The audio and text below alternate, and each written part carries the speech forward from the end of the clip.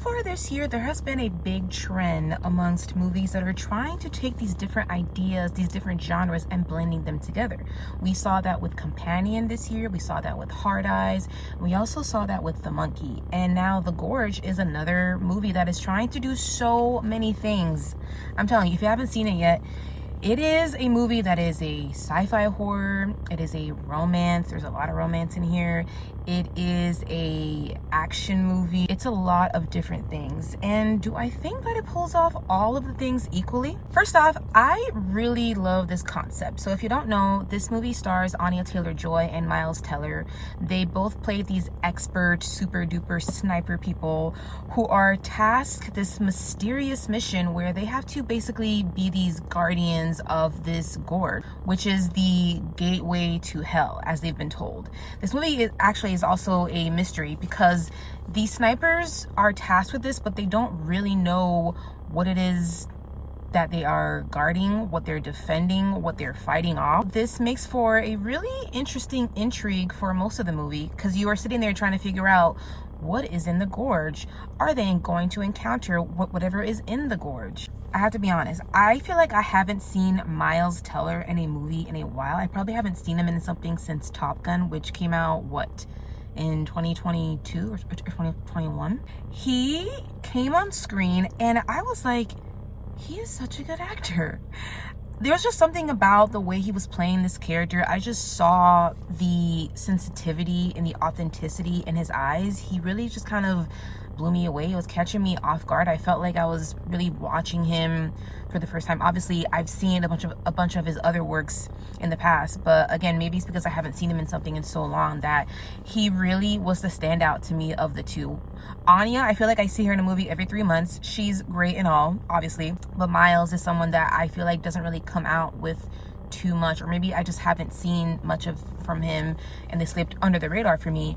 But I really thought he was a standout for me here. If you watch this movie, you got to pay attention to the story that he is telling, just with his facial expressions, just with his eyes. What really made most of this movie for me was the score. And I shouldn't be surprised because the score is made by the duo Trent Reznor and Atticus Ross. They have created some of my favorite scores of all time with Girl with the Dragon Tattoo, an underrated movie, the 2011 one, The Social Network, a movie that I mostly liked, but a lot of people loved, but I love that score. And also Gone Girl, Soul, and countless others. They are a duo that has won Oscars, as they should, because they are so super talented. There are certain action sequences in here that I think may have come off pretty corny, but they're so elevated by the score from Trent and Atticus. I am such a fan of it that after the movie was over, I went to go look it up on Spotify and started listening to it. So if you are a bit of a score nerd like I am, definitely make sure to check that out.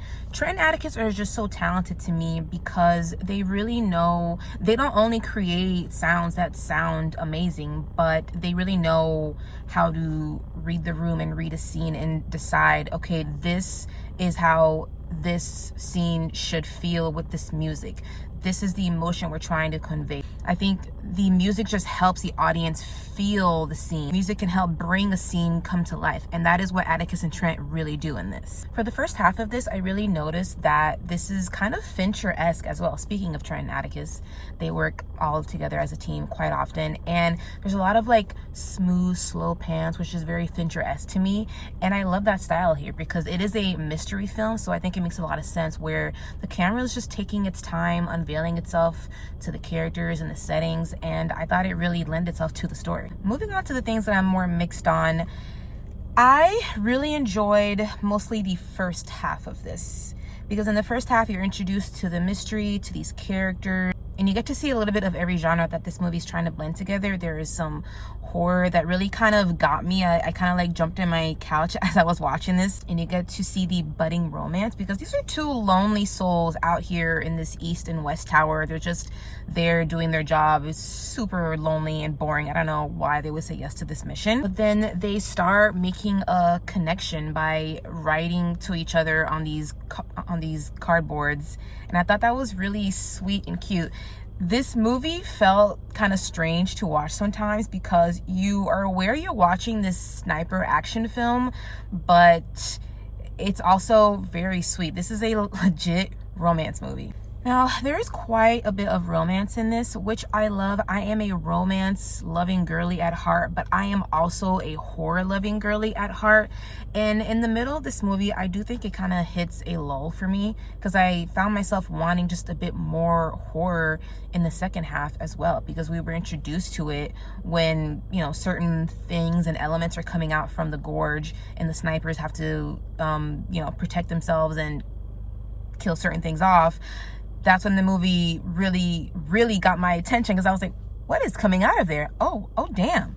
And I just wanted more of that happening. Having said that, we do get more gorge action towards the last half of this, and I found myself a little disappointed because of how certain things looked, namely the backgrounds of this movie. I think a lot of the backgrounds of this movie look a little bit too CGI, and that maybe because this is a streaming movie, they don't have as large of a budget, let's say like a theatrical Marvel or Star Wars film. But I just found it just looked pretty flat and just not as believable, so I was just not really buying it the whole time. So the first half had me in. I was having fun, I was engaged, but I think the mystery kind of lasted a little bit too long. This movie clocks in at over 2 hours, so I did feel myself just getting a little bit bored. May have pulled out my phone once or twice, because that's just what happens when I'm sitting at home and not in the theater, and if I'm not as locked in, because the movie just kind of like loses its pace. It's hard to kind of keep up the pace of that, so it just felt a little bit too long and kind of slow. I was losing attention. Now, when certain revelations are made by the end, I will say it is something that I kind of saw coming. It's interesting because on one hand, when this movie starts, the reason for this mission, you do think it's one thing, especially with the mysterious elements that are coming from the gorge, but then you do find out that it's something entirely different, which again, like, I kind of saw coming, and I do think some people might be put off by that. It might kind of hold them back. It might make them feel like, oh really, that's what's going on? Because in the first half you think, oh, this is like this cool, maybe fantastical, maybe supernatural thing that is happening in this really weird but delightful movie, but then at the end you get to a certain answer or several answers, and then the excitement just might deflate a little. I do foresee some disappointment from fans because of that. In the last half, once we get to certain locations where the snipers have to fight for their lives, some things